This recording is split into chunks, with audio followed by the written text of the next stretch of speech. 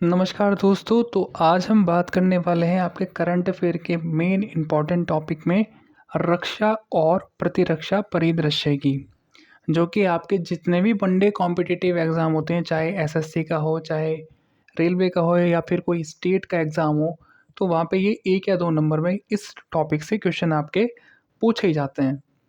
तो इसलिए ये आपके लिए बहुत ज़्यादा इम्पोर्टेंट हो जाता है और जिस तरह का आज का माहौल चल रहा है, यानी कि इतना तगड़ा कंपटीशन चल रहा है, तो वहाँ पे आपका 1 नंबर या 2 नंबर बहुत अहम रोल निभाते हैं आपके सिलेक्शन होने के लिए। तो चलिए अपने टॉपिक पर आते हैं और इस टॉपिक को आज खल्लास करते हैं। तो हमारा जो टॉपिक है वो बोलता है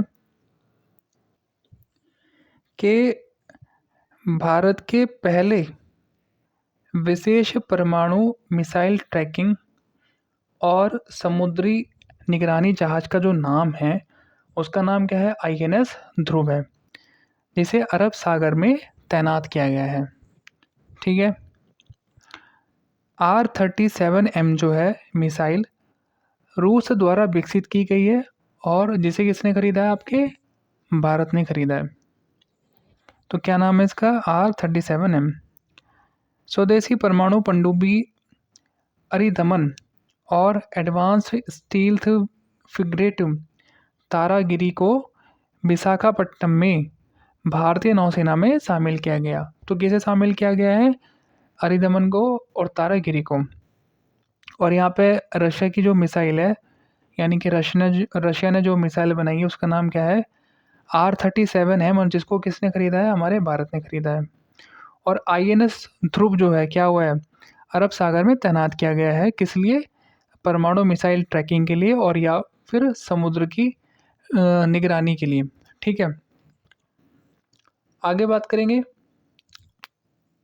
बता रहा है कि गार्डन रिच लिमिटेड, जो कि आपका कलकत्ता में बना हुआ है, द्वारा निर्मित भारतीय नौसेना का स्वदेशी तकनीकी से निर्मित सर्वेपोत आईएनएस संशोधक नौसेना को सौंप दिया गया है। तो यानी कि कौन सा है? आईएनएस संशोधक किसे सौंपा गया है? नौसेना को। और ये कहाँ बना है? गार्डन रिच लिमिटेड, कलकत्ता में। ठीक है। आगे चलते हैं। 30 मार्च 2026 को प्रोजेक्ट 17 के तहत 5वीं नीलगिरी श्रेणी का स्वदेशी स्टील्थ फ्रिगेट युद्धपोत दूनगिरी भारतीय नौसेना को प्राप्त हुआ। तो क्या प्राप्त हुआ? आईएनएस नहीं, आईएनएस नहीं है ये आपका। 30 मार्च 2026 को प्रोजेक्ट 17 के तहत, कौन से प्रोजेक्ट के तहत? 17 के तहत 5वीं नीलगिरी श्रेणी का, कौन सी श्रेणी का? 5वीं नीलगिरी श्रेणी का स्वदेशी स्टील फ्रिगेट युद्धपोत है नीलगिरी दूनगिरी भारतीय नौसेना को प्राप्त हुआ है। आगे बात करेंगे। मेक इन इंडिया पहल के तहत देश में निर्मित लाइट मशीन गन, यानी कि एलएमजी प्रहार की पहली खेप भारतीय नौसेना को मिली है। एक सेकंड दोस्तों, पानी पी लेते हैं थोड़ा सा।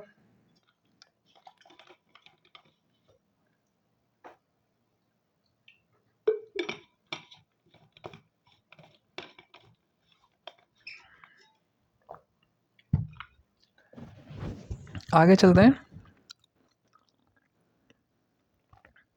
बोलता है भारतीय नौसेना ने वायु बाण नामक भारत के पहले हेलीकॉप्टर ड्रोन सिस्टम को विकसित किया है। तो क्या नाम है? वायु बाण। भारतीय सेना ने ऑपरेशन सागर बंधु के तहत श्रीलंका में बड़ा पुल प्रोजेक्ट शुरू किया है। तो कहाँ पे क्या है ये बड़ा बड़ा पुल प्रोजेक्ट? श्रीलंका में, और ऑपरेशन सागर बंधु के तहत। भारत के पहले एम्फीबियंस ड्रोन का नाम क्या है? आपके अवतार रखा गया है। भारत वैश्विक हथियार आयात में कौन से स्थान पे है? आपके दूसरे स्थान पे यहाँ पे, यानी कि अब हम जो है हथियार मंगवाने में दूसरे स्थान पर हैं। बात करेंगे। डीआरडीओ ने ड्रोग पैराशूट का सफल परीक्षण किया है। तो किसका सफल परीक्षण किया है? ड्रोग पैराशूट का। आगे चलते हैं।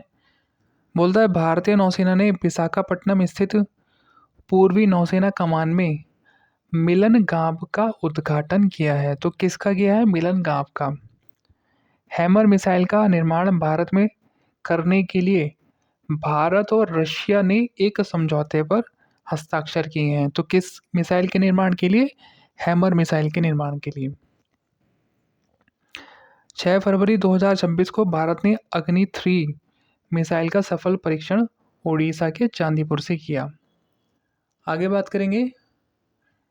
बोलता है कि भारत ने हवाई खतरों, विशेषकर शत्रुपूर्ण ड्रोन से निपटने के लिए मिशन दूरदर्शन चक्र की शुरुआत की है। 1 जनवरी 2026 को DRDO ने अपना 68वां स्थापना दिवस मनाया। जनवरी 2026 में भारतीय सेना ने सैन्य आधुनिकीकरण के रूप में भैरव बल नामक एक आधुनिक युद्ध बल के संगठन की घोषणा की। तो कौन से बल की घोषणा की है? भैरव बल की। रक्षा मंत्री राजनाथ सिंह ने 5 जनवरी 2026 को भारत का पहला स्वदेशी प्रदूषण नियंत्रण पोत समुद्र प्रताप को गोवा में राष्ट्र को समर्पित किया। तो पहला स्वदेशी प्रदूषण नियंत्रण पोत कौन सा है आपका? समुद्र प्रताप। और ये कहाँ पर समर्पित हुआ है? गोवा को। ठीक है, गोवा में हुआ है। आगे चलते हैं। भारतीय सेना ने वर्ष 2026 को नेटवर्किंग एवं डेटा केंद्रितता का वर्ष घोषित किया है। कौन सा वर्ष घोषित किया है? नेटवर्किंग एवं डेटा केंद्रितता का वर्ष। आगे बात करेंगे कि DRDO ने 31 दिसंबर 2025 को ओडिशा तट से 2 स्वदेशी प्रलय मिसाइलों का सॉल्वो लॉन्च सफलतापूर्वक किया है।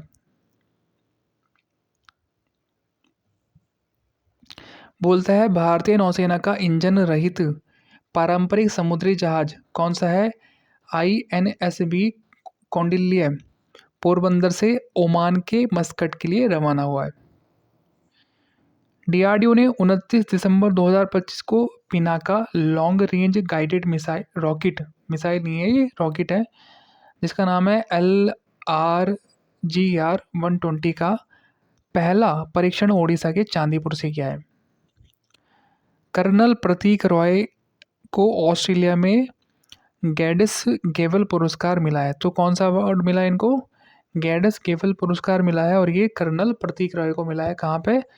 ऑस्ट्रेलिया में मिला है ये। और ये गैडिस गेवल पुरस्कार।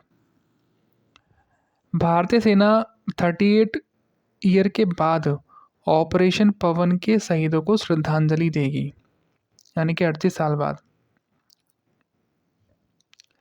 आगे चलते हैं। बोलता है कि सीमा सुरक्षा बल ने ग्वालियर में दुर्गा ड्रोन स्क्वाड्रॉन नाम से अपनी पहली महिला ड्रोन संचालन इकाई शुरू की।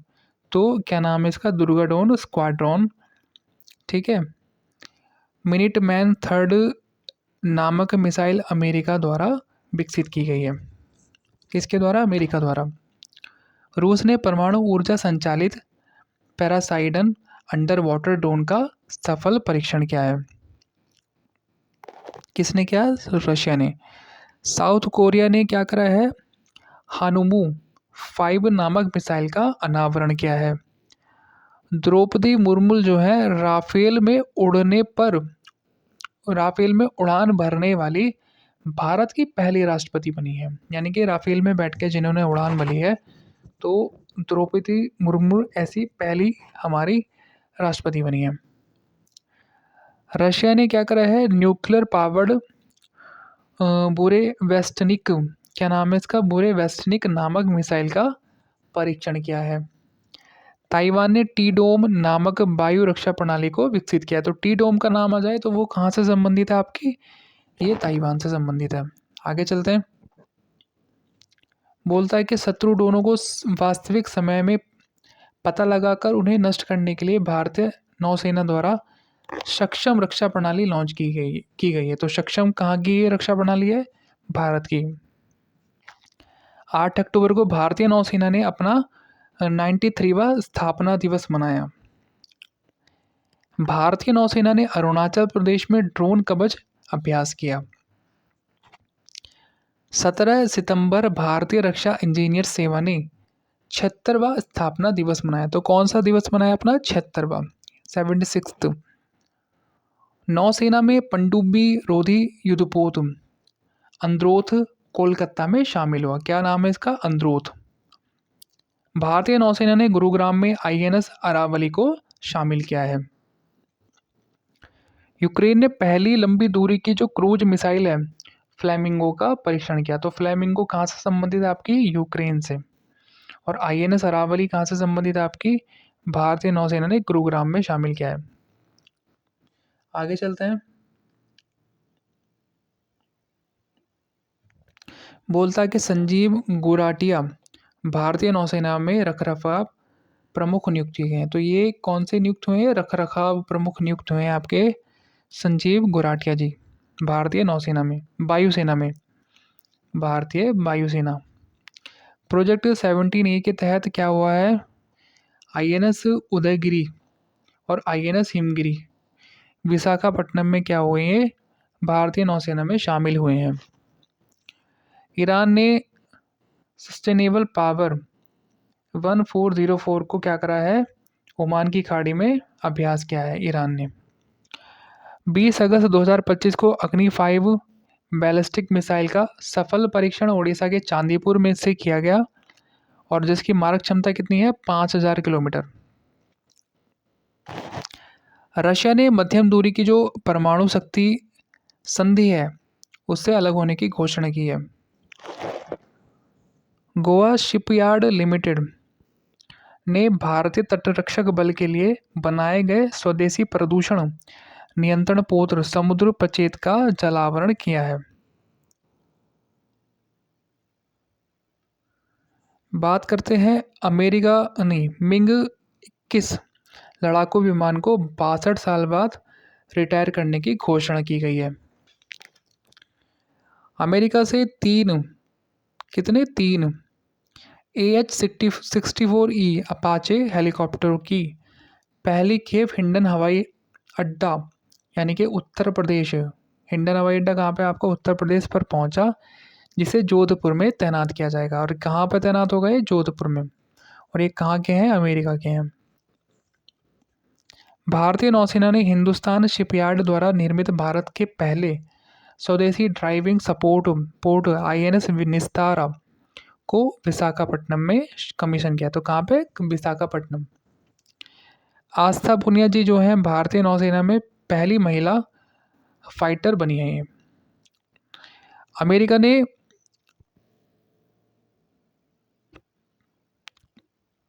पहलगाम आतंकी हमले के दोषी जो थे आपके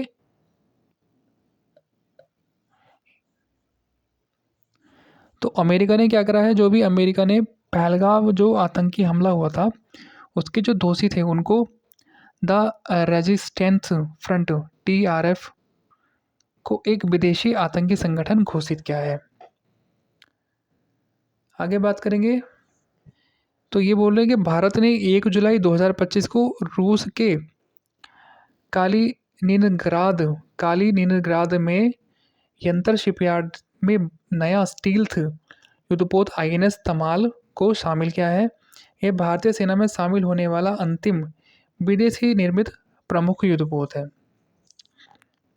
भारत का पहला anti submarine warfare shallow water craft INS Arnala भारतीय नौसेना के विशाखापट्टनम डार्क यार्ड में शामिल हुआ है। तो ये थे आपके रक्षा एवं प्रतिरक्षा परिदृश्य जो कि आपका 2025 और 2026 में जितना भी किया गया है उस पर आधारित था ये। और यहाँ से आपके 1 या 2 अंक जो है कंफर्म है। तो इसको ध्यान से एक बार पढ़ लेना और रिवीजन मार लेना।